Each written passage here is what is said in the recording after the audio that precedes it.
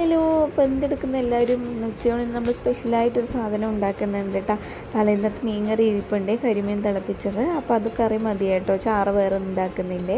അപ്പോൾ കുഞ്ഞിന് വേണ്ടി കുറച്ച് ഉരുളക്കിഴങ്ങ് എടുത്ത് നമ്മൾ ഫ്രൈ ആക്കുകയാണ് കേട്ടോ. കുറച്ച് സവാളയും പിന്നെ വെളുത്തുള്ളിയൊക്കെ ചതച്ചിട്ടിട്ട് ഇച്ചിരി കുരുമുളക് പൊടി മഞ്ഞൾപ്പൊടി മാത്രം ഇട്ട് കൊടുത്തിട്ടുള്ളേ.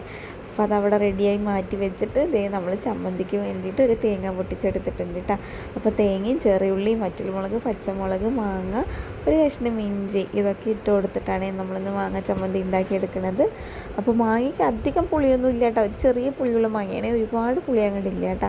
അപ്പോൾ ആദ്യം ഇതെല്ലാം കൂടെ ഒന്ന് അരച്ചെടുത്തിട്ട് പിന്നെ തേങ്ങ ആഡ് ചെയ്തിട്ട് ആവശ്യത്തിന് ഉപ്പ് ഇട്ട് കൊടുത്തിട്ട് ഇച്ചിരി വെളിച്ചെണ്ണയും കൂടി ഇട്ട് കൊടുത്തിട്ടുണ്ട് കേട്ടോ. എന്നിട്ട് ഞാൻ ഈ ചമ്മന്തി അരച്ച് നന്നായി ഉരുട്ടി എടുത്ത് വെച്ചിട്ടുണ്ട് കേട്ടോ.